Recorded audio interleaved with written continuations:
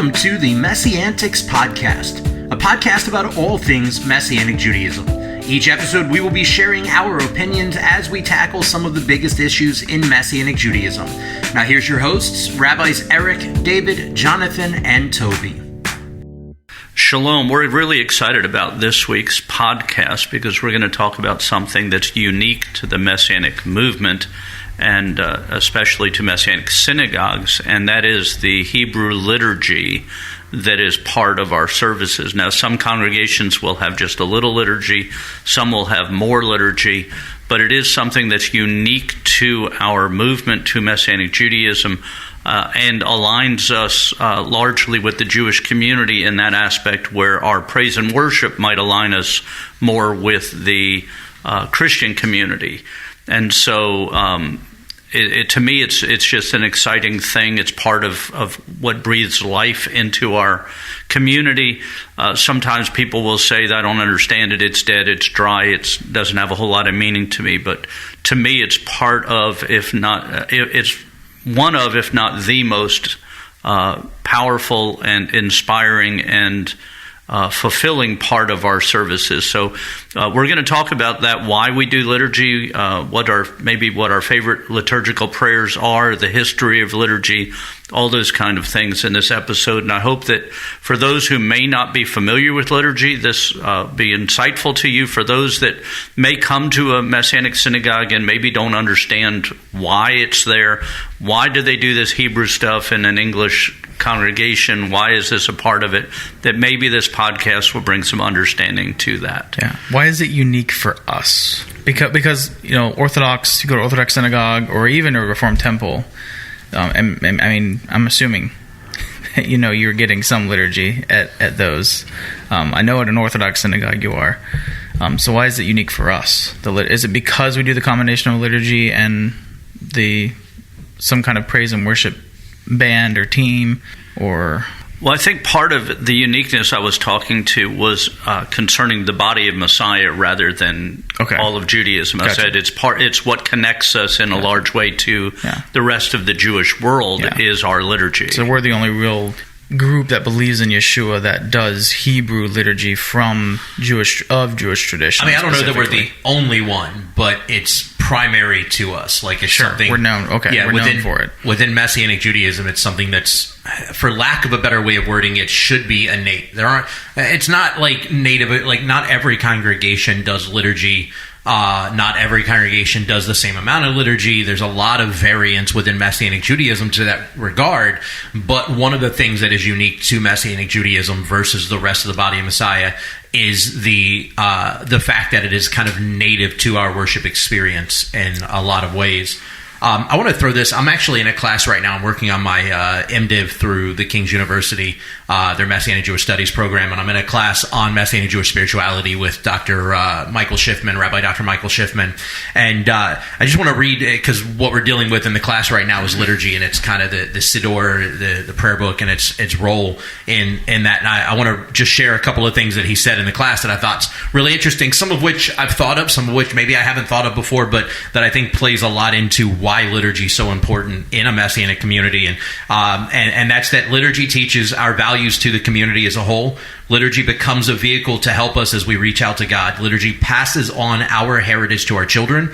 Liturgy connects us through time and space with all other believers. Liturgy communicates our identity to our people. And what's really interesting about those statements, to me at least, is that not only are those statements true within the concept, the construct of Messianic Judaism in linking us to the rest of Judaism, and in a lot of ways there are some prayers that are said very regularly in the Siddur that have been attested to having been written by disciples of Yeshua. Like Peter wrote a few prayers that are in the Siddur, included in the Siddur. There are some that I think are attested to Jacob, to James, the brother of Yeshua, etc.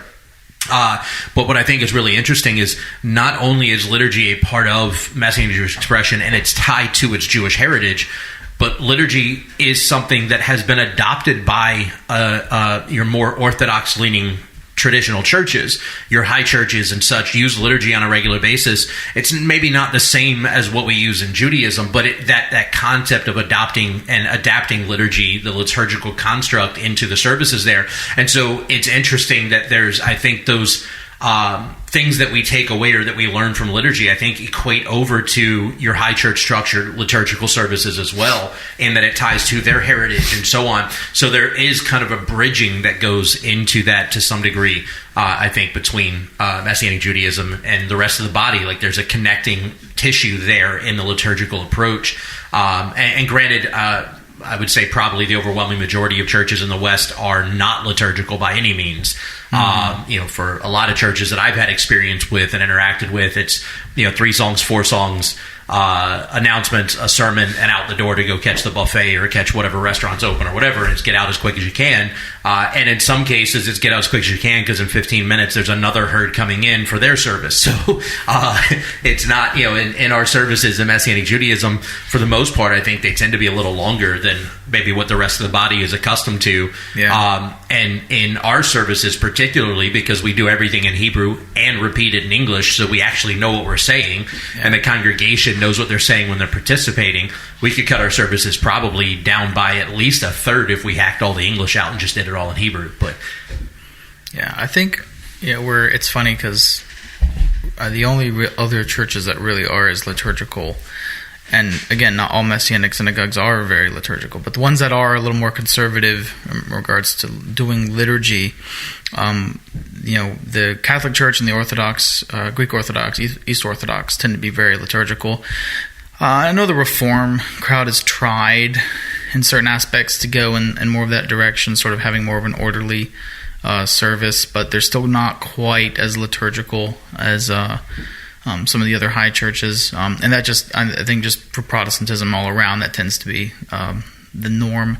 But it's funny because we have people who visit from all over, and actually we've had a couple people who come from Catholic backgrounds here, and they're like, oh, in ways is very Catholic, because there is sort of that. This is a place of worship. You've entered into a place of sacredness, where the sounds and everything around you, the clothing, like a lot of the men wear, head covering, a tallit. You'll have someone's leading particular prayers, which tend to be straight out of Scripture in a lot of cases, and there's bowing and there's movement and there's it's funny because there's a lot of people who come from Protestant backgrounds who sometimes the hardest part for them to get into is the liturgy. Sometimes that's just an absolute wall for them, and it takes months and years sometimes for people to get into that.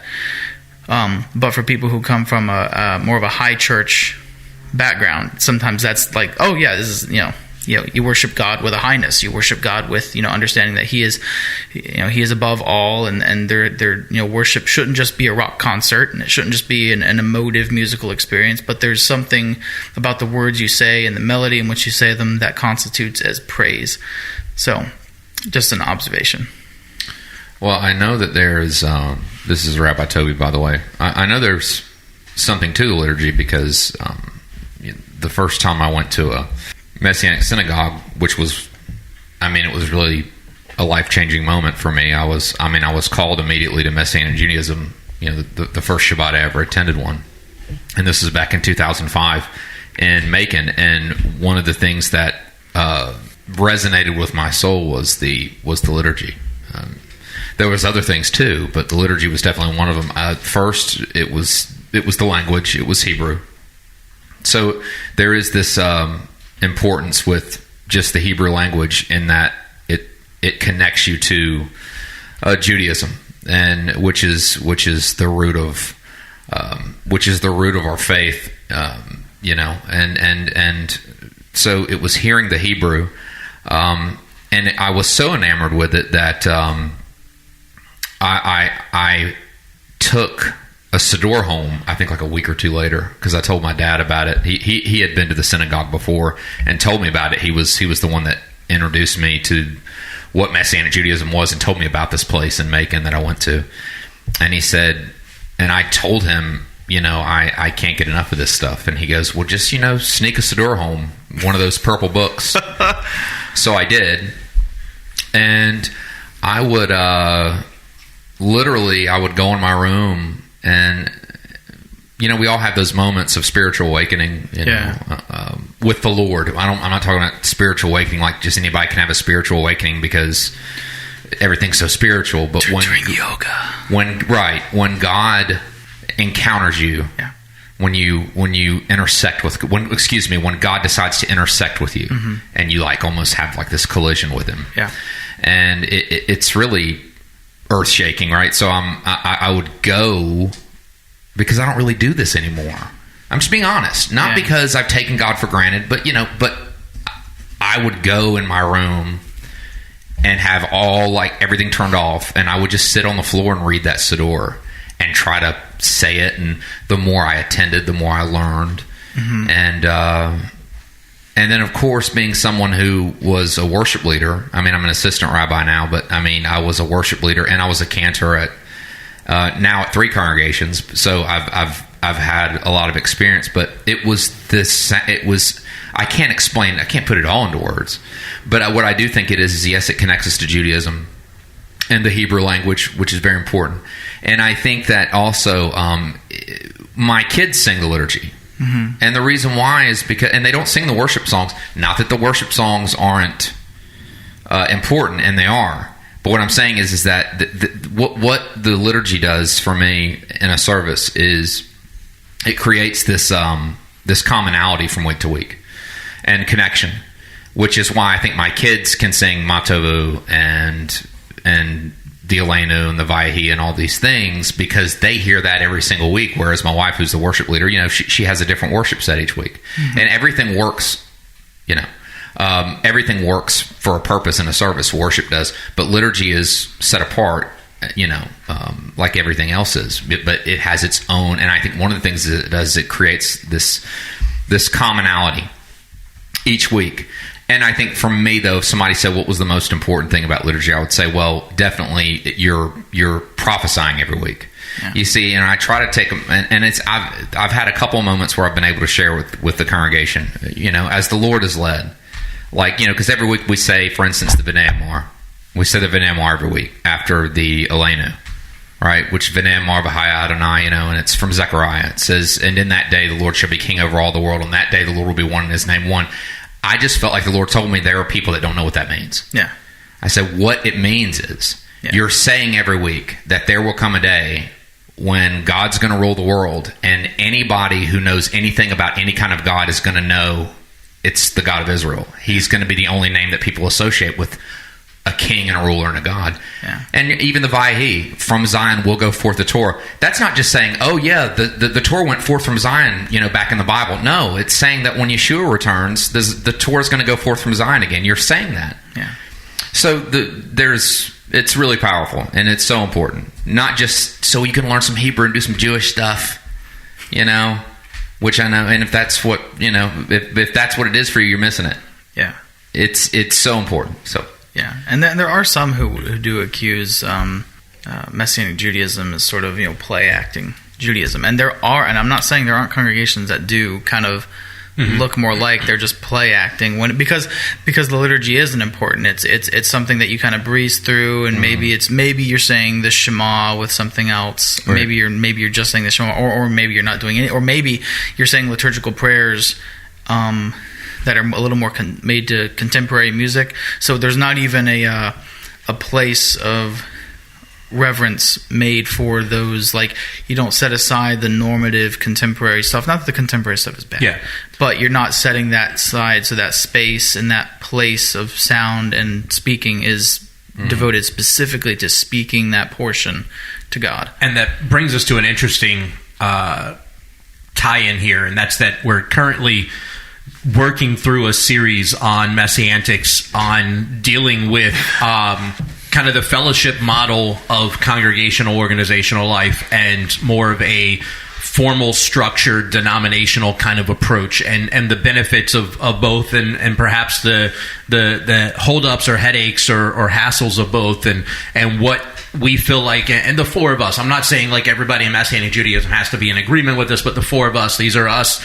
This is us conversing and processing through, not saying we have all the answers, but conversing and processing through what we think could better the Messianic movement in its longevity, rather than just kind of fly by the night, seat of our pants kind of a situation, and actually plan for, prep for, and be ready for a future.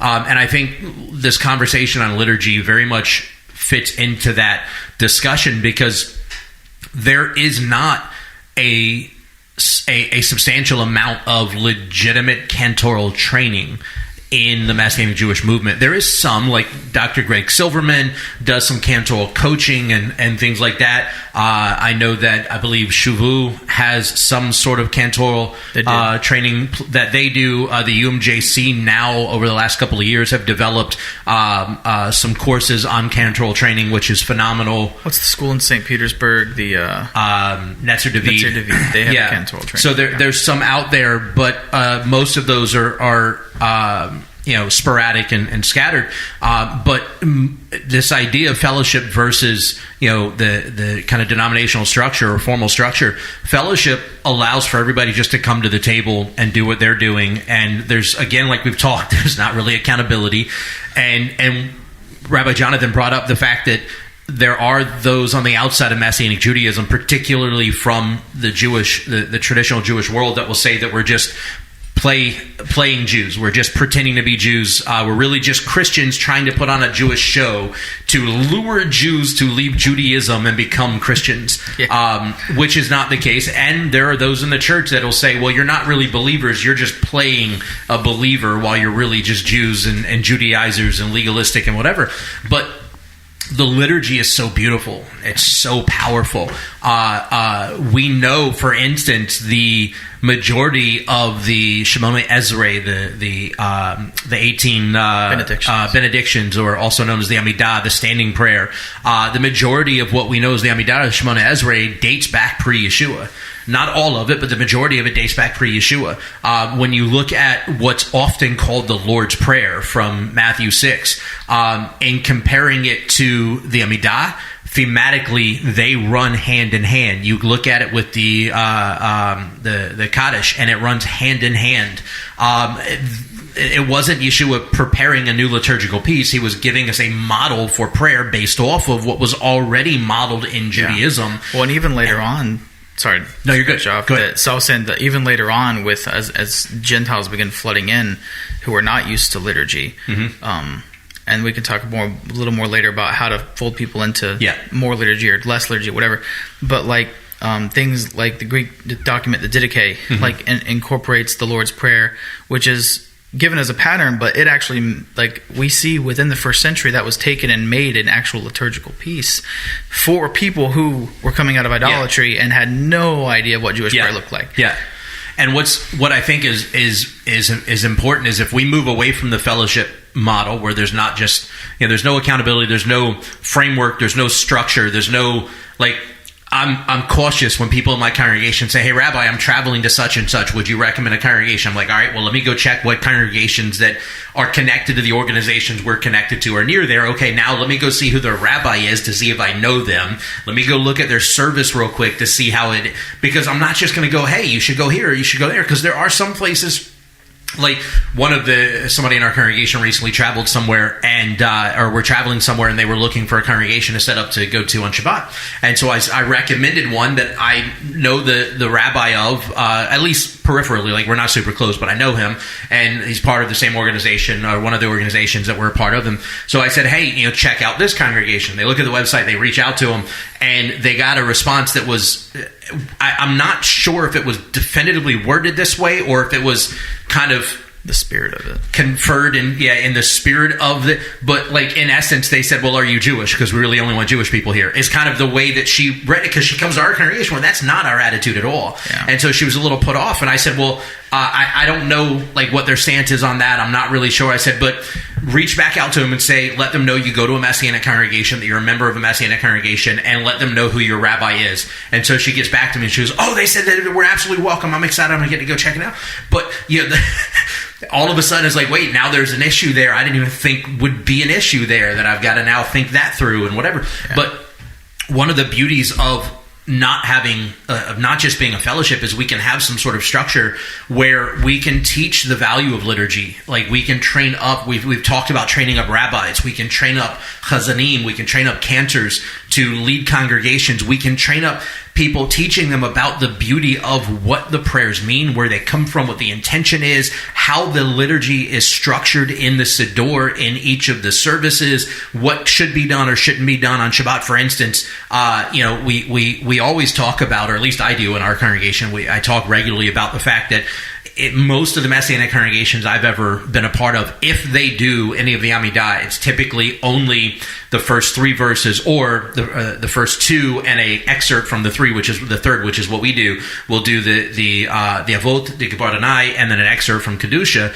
and we don't do the rest of it. But what I also rarely ever talk about is that, traditionally speaking, on Shabbat in synagogue, you would not do the middle 8 verses, 8 benedictions, because it's typical within Judaism, especially Orthodox Judaism, that you don't ask for things from God. Yeah. You don't petition God on Shabbat. So you would do the first 3 and you do the last 3, but you don't do the middle, right? And we don't think about that, and we don't really talk about it much in Messianic Judaism, but there's a reason why in Messianic synagogues it's typically the first 3 verses that are done, the first 3 benedictions that are done. Now, for me, I think it's really awesome that we do those 3, because I also see the link to the Besorah, to the good news, the gospel of Yeshua, with the promised Redeemer in the Avot and the promise of resurrection, the Gebar Danai, and then us joining with the angels and the saints in proclaiming the Kedusha around the throne for all eternity. So we see the beauty of the gospel message in those prayers, and we're tying ourselves not only to the historical heritage of our people, but also to the root of the Messianic expectation within Judaism, and as Messianic believers, our hope and expectation for when the Jewish world will come to faith in Yeshua. But being able to teach that and train that into a future cantoral army, if you would be awesome. As organizationally, being able to build that up, but also being able to teach. Like, we talk all the time about the Ashkenazi tradition and the Sephardi tradition, but they really don't exist quite as, for lack of using not being able to use a term that's not like culturally sensitive right now. Ashkenazi, Sephardi tradition, and Judaism tradition is not binary, right? You can't just say the Ashkenazi or just the Sephardi, because you have Ashkenazi, you have Sephardi, you have Yemenite, you have a few others mixed in, Mizrahi that's mixed in there. But then also on top of that, it's not that you sing an Ashkenazi melody to a prayer. It's typically that you sing whatever melody your chazan did when you were growing up. Because in yeshiva, they typically will teach you a great chazan writes their own melody to the prayers, right? So you may know the same prayers and use the same words, but you have an entirely different. Our congregation does some of our liturgy entirely different than you guys do here at Bradam. And I grew up with Rabbi Eric as my rabbi, and yet I still do some of the liturgy different. Our people will go to other conferences or other congregations, and the liturgy is done entirely different than they're used to with us. But we can begin to teach, hey, there is a fluidity available in the way we approach the liturgy, so long as that fluidity is done. In Hebrew, and we just talked about this in this class that I'm in also, but in Judaism, you have 2 concepts. You have the kavah and the kavanah. The kavah is the structure. It's the way that it's traditionally held. These are the things that has to be done, right? And you can follow the kavah, but you also need the kavanah. The kavanah. The kavanah is the intention of the heart. What is the intention? And it's in the kavanah that we can allow the ruach to move. So we can stick to the keva and still have the kavanah. We can have the 2 work together. They don't have to be intention. Right, and as we do this, and going back to the understanding of the fellowship versus the denominational thing, what's important isn't so much the melody, because the melody can change, but the Hebrew should be correct. Yes. The Hebrew should be pronounced right in that. And one of the things I'd like to see that would unify is, if you go to an Orthodox synagogue, there's an Orthodox Siddur in your pew. If you go to a conservative synagogue, there's a conservative siddur. So if I go from one conservative synagogue to another that's in the same organization, they're going to be using the same siddur. So when I travel from one city to another, I can open up the siddur, and there's a comfort level to the structure, to the look, to the feel of the book, to where the thing is on pages and all that. Yeah. In Messianic Judaism, we don't have a real siddur that's for an organization, for a group.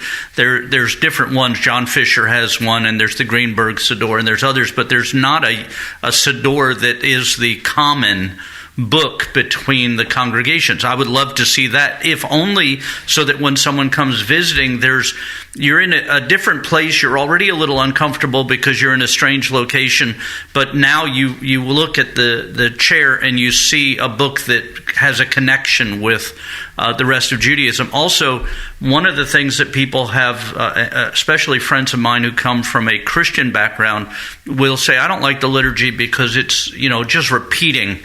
It's vain repetition. It's saying the same words over and over.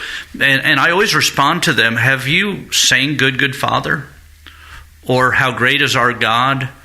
Or Oceans, or many of the popular choruses and songs that are sung in Christianity today are repetitive. The words, and you sing that song. I cannot tell you. I mean, my wife and I went to a church that we had been at like 30 years ago, and we walked in the door and they started the service, and they were singing the same song, worship songs that they sang 30 years ago. So it's not that Hebrew liturgy is fundamentally different, but for some reason we look at it that way. And part of that is, I think we lose the value. Rabbi Toby began with his talking about this, the connectivity to Israel, to the root, to what we are. The liturgy does two different things in our services that connect us to ancient ways. One is the order of the liturgy in a traditional siddur is done in the order of the temple worship and temple service. So you have the morning prayers, you have the afternoon prayers, and you have the evening prayers that coordinate with what was happening at the temple between the preparation for the offerings being made, and then the after offerings processed, and then leading to the next offering, and so on, going through. The other thing is that the order that our services, and this is one of the things I really love about a Messianic service, is that our services are also in the structure of the temple or the tabernacle. In other words, when we enter into the gates with thanksgiving, there's a portion of the service that is just the courtyard portion of the service. And then we go to our liturgical part of the service, which is like entering into the holy place. It's speaking a holy language and speaking ancient prayers that connect us with our ancient people, and who all the way to Sinai and back to that. And then we enter into the holiest of holies, the Holy of Holies, when we do our Torah service and we actually break the bread, and we enter into that special place where we commune with God, where God speaks to us from His Word. So part of the structure and format of a Messianic service is that we go through from the outer court to the inner, to the holy place, to the Holy of Holies. And in doing so, it follows this process that, again, connects us to the ancient form of worship of our people, whether Jewish or non-Jewish. Because remember, when the people gathered at the tabernacle, there were people that were Israel, descendants of Jacob, and the mixed multitude that were there, the non-Jewish people who had become grafted in and part of Israel. So all of this is part of the cumulative of what we do with worship. So worship is not, liturgical worship is not that different in some ways from English worship, because we have songs that we sing that repeat verses or repeat choruses, or songs that we sing every week for, I can't tell you how many times I've been to a church where Oceans was sung, or where Our Good, Good Father was sung, or whatever, week after week after week, because they're beautiful songs. And I'm not speaking against doing that, but just understand we have to be honest about what we're doing. And just because we repeat Ma Tovu every week doesn't mean it's different than repeating our Good, Good Father every week for weeks on end. And what's the difference in the attitude between the Siddur and a hymnal? Yeah, where it's literally the same 300 songs that are rotated through every single week for cycle. Years on end. Yeah, if you're on a super traditional, primitive Baptist, or churches, they're pretty They're pretty strict about. They haven't. There is an annual like flow of which songs are used. They have no connection to hymnals or hymns in general. So, well, it's other just. Than I know they exist. Yeah, and I mean, of course, there's some depending on what kind of tradition you're from when it comes to Baptist or especially older, more rural churches, like the altar call. There's like 4 songs that are always used for an altar call, and because I only ever heard like 4 or 5, when I growing up. And one thing that's unique about our congregation, and I'm not saying unique good or unique bad, but unique based upon my experience, is that there are liturgical prayers that we do every week. We do the Shema and Vahavta every week. We do the Matovu and we do Veshamru every week. There's others that we do every week, but there's some liturgical prayers we don't do every week that we kind of rotate depending on who's doing the liturgy, who our chazan is for that week. And that's because growing up in synagogue, I had memorized the prayers and could recite the prayers through by memory without them having meaning, without them having a kavanah. It was just, and to me, the Kaddish, which is said 4 or 5 times, depending on where you're going, it was like, okay, the first Kaddish is done, I'm done with the first quarter. Second Kaddish is done, okay, it's halftime. Third Kaddish is done, okay, the third quarter is over, we're coming to the end of the service. Fourth Kaddish, okay, the game is over. It was not a matter of those Kaddishes having real meaning, which they do have if you have the right kavanah and the right spirit, but I didn't want it to become repetition that was vain.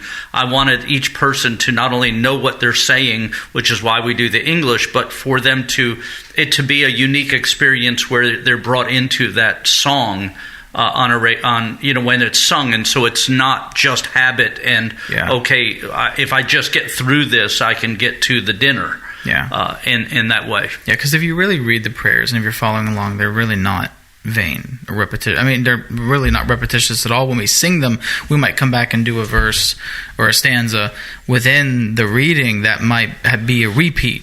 But they themselves usually are just passages from Scripture or the Psalms or Proverbs that are like it would like if you were to read it without a melody, it would be as if you just cracked open a Bible and read a passage. Now, Toby is really the only one of the 4 of us that actually served singularly as a cantor as part of, Rabbi David and I and Rabbi Jonathan all done liturgy, but largely that was by necessity to fill in when there wasn't somebody to do that. So, Rabbi Toby, as someone who served as a cantor in that role, what was most meaningful, and also maybe what was your favorite liturgical prayer to lead?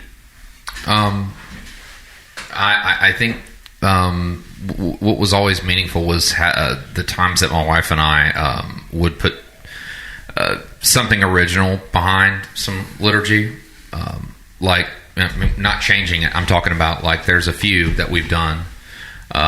Some we've never played publicly outside of like the congregation we were at the time.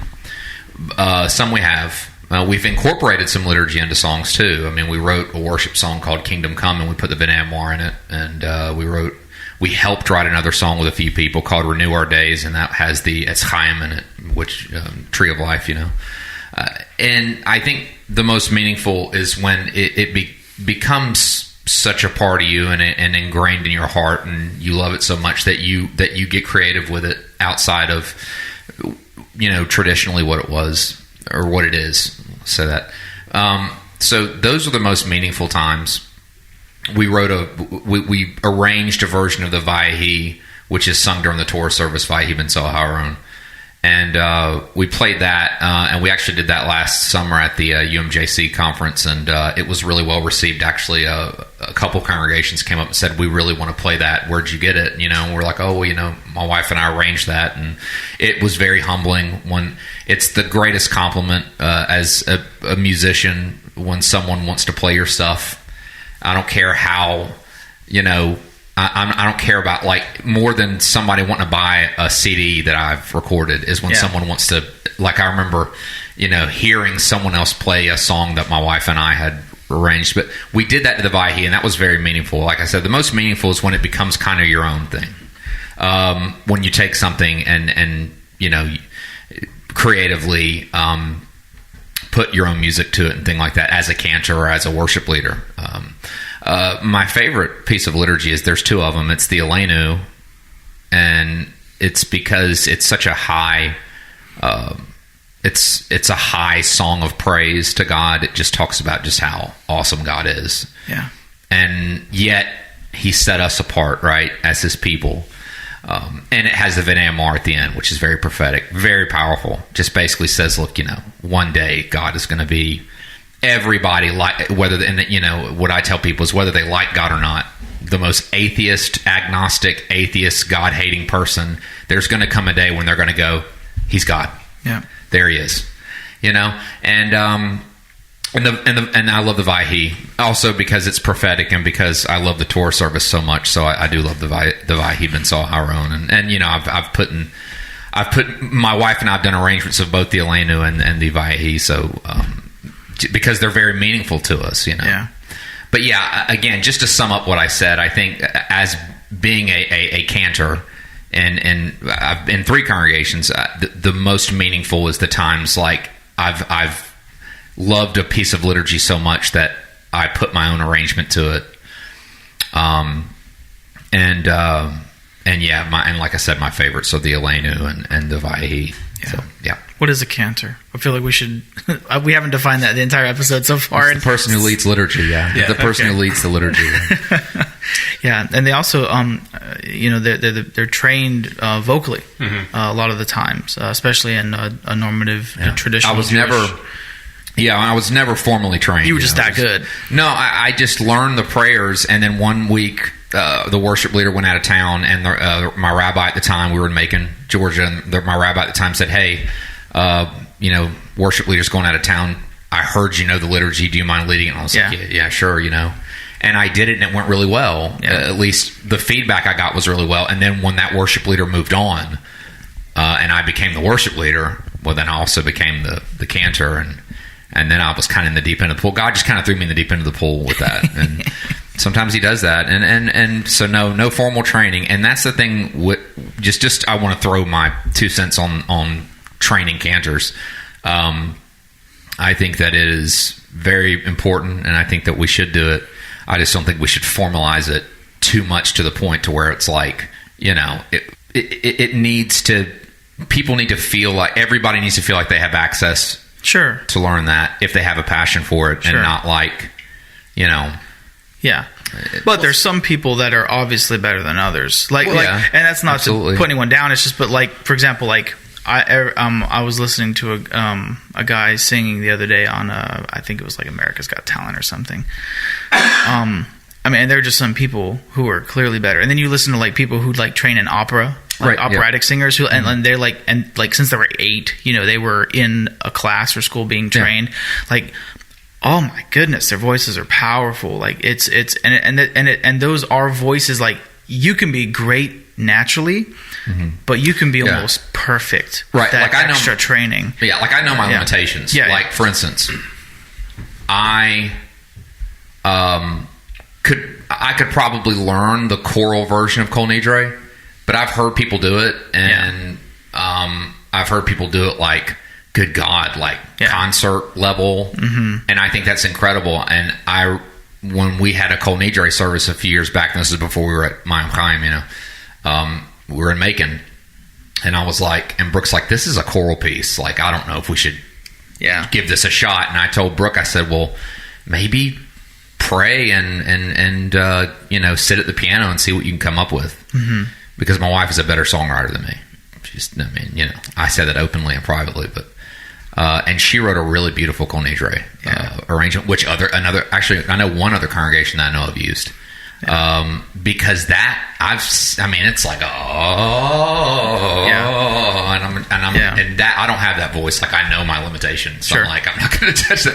But again, a meaningful moment is when you can come up with your own arrangement for something. But yeah, the Kol Nidre, that's what you sing on the eve of Yom Kippur, by the way. So I do want to clarify one thing when we have this conversation, or while we're continuing this conversation on fellowship and formal structure.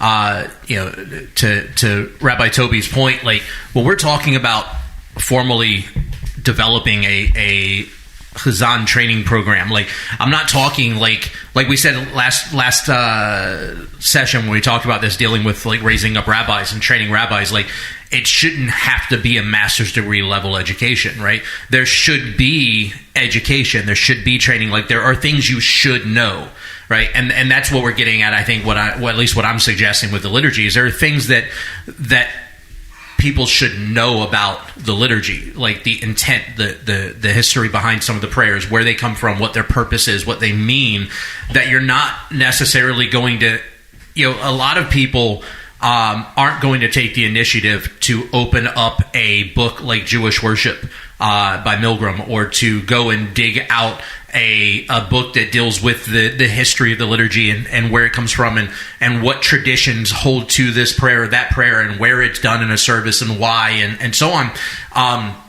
And so, yeah, like, you can come along and learn the liturgy and figure out how to sing it, and you can get up and lead it, and worship with it. But there's something to the need for our movement 40 plus years into this to actually be able to lay a foundation of where those people that are being raised up are able to say, okay, look, I know, here's this baseline information. I know this. I know why we do this here. I know what this is about. I know what this prayer means. The correct pronunciation of the Hebrew words, etc. Not a like strict formal thing where it's like there needs to be access. Those that have a heart for it, that preferably can somewhat carry a tune. Like, you can look through videos on YouTube of synagogues all over the world, and you're going to notice that there are some cantors that have absolutely phenomenal voices, and there's some cantors, they don't necessarily have the greatest voice, but they're fine. Like, they're not like making you want to vomit. Yeah, like they do fine, and you can sing with them and worship with them, and that's all great. Like, I'm not saying there should be a limitation on who's got access to it. Yeah. Or that, and it definitely doesn't need to be super expensive by any means. But it needs to be something where there's some sort of kind of baseline education, so that when people are leading, they know what they're talking about. This is something Rabbi Toby and I developed for our congregation, kind of out of necessity more than anything, was just a very simple liturgy course for people that are interested in becoming part of our Chazanim team at CMC. Is we developed a course. It's only we right now it's only 4 weeks, but we developed a course based just off of what we do in our service on a regular basis, and went through kind of some of the history and the purpose and the meaning, the scriptural connections, the scriptural connective tissue between the liturgy and the particular prayer that we're dealing with, and where it's found in Scripture, or where the concept is found in Scripture, why it's said in that part of the service, or if we do it, which there are some things that we do out of its normal place in the traditional Siddur, why do we do it there? Like, if you're going to do that, you need to have a reason. You need to have an understanding of why it's there. Like, what is its purpose in that place in your service? Mm-hmm. And so we went through all of this and laid it all out. And now I think we ran 3 people through that, 2 people officially through that class so far. 2. And I think there will be more over the coming year or two. But we've ran 2 people through that. So we literally doubled our cantoral team. Just and it was very accessible. We announced, if you're interested and you're a member and you want to do this, it wasn't like, it wasn't anything that pushed anybody away, but it was solely for the purpose of planting that foundation, because you need, like we said, you need the kavanah with the keva, but you also need the keva with the kavanah. You need to know the why with the... And then one last thing I wanted to say about cantoring and liturgy, and that is that there's no reason a woman, and the only reason I'm saying this because Rabbi David says chazanim several times, which is the masculine ending to the word. However, when you speak about a group of people, you use the masculine word for the entire group. So women can be cantors or chazanot in the same way. And so, matter of fact, a funny story, when we were first starting Bradam, we had 3 people that were rotating doing the cantoring. And one of them was a female, and one of the congregants came up to me and said, I just want you to know I'm really uncomfortable having a female cantor. And I said, well, can you give me a biblical reason why you're uncomfortable? Can you point in the scriptures to something that says that a woman can't lead worship and lead in the liturgy? And they said, no. I said, well, in that case, every third week you're going to be uncomfortable until you get comfortable with the fact that a woman is going to be leading the liturgy. At our synagogue, we have both men and women that lead the liturgy, same as I believe at Rabbi David's, because there's no biblical prohibition to that. And there are enough things in the Bible that are prohibitions that we shouldn't add to that list with our own personal things. So I just wanted to say that. So if you're out there and you're a male or a female and you want to lead liturgy, it's something that both can be a part of in leading a community in worship. And some of the most beautiful liturgy I've ever heard was done, sung by female cantors. Yeah.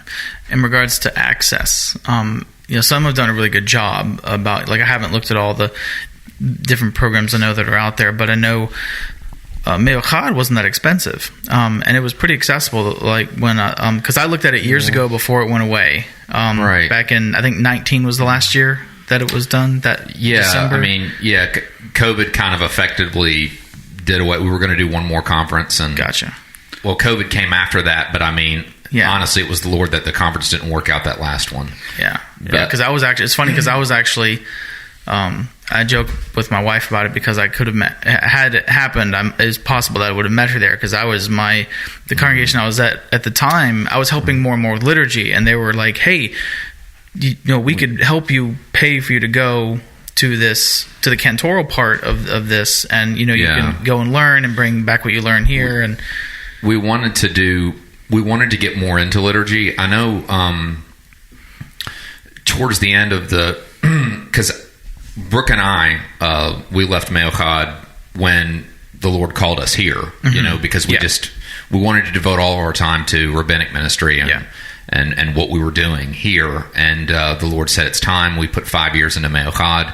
And I know the ministry director, Mark Vidito, I know towards the end he released an album, and it was under a Meo Chad label, and it was all the Yom Kippur prayers, so it was very liturgical. But other than that, most of our focus was on worship. But we had a few liturgy songs, like in the songbook and stuff.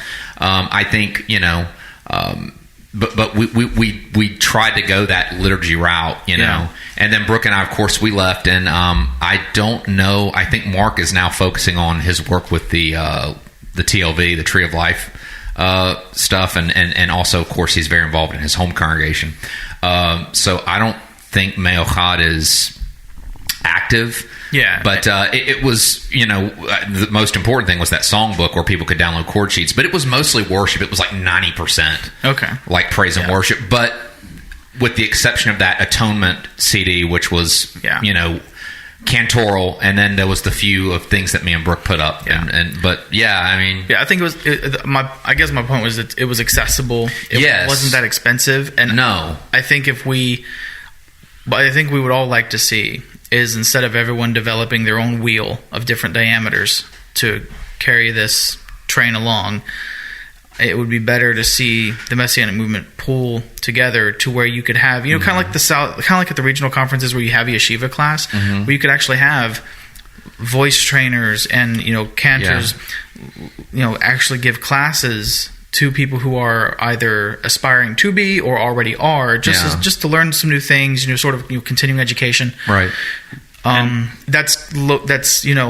It's got a focal point, so it happens once a year, twice a year at a specific place, and congregations and communities and regions can pay to have people go and be a part of and learn, and then we're kind of all on the same page. And then even if you go back to your congregation and you decide to use less liturgy or more liturgy just to tailor to your wherever you are, there's still a baseline of here's how to use the whole Siddur, right, and do with that what you will. Right, and just for the listener to know, if you're unfamiliar with liturgy, if you go to shalompensacola.com, on there's videos of the liturgy we do at our synagogue with, follow the bouncing ball type.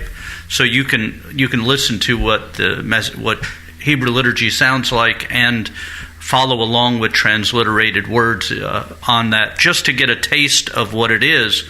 If you're not familiar, and if you want to learn the prayers, they're there, and it's available for free for anybody who wants to just touch base with that.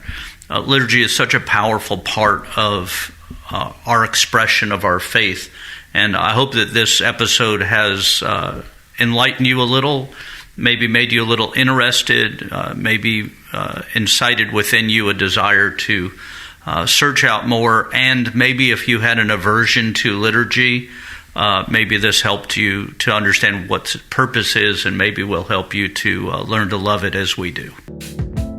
Thank you for listening to the MessianTics podcast. Make sure to subscribe so you can be notified every time we drop a new episode. And be sure to follow and interact with us on social media at MessianTics Podcast.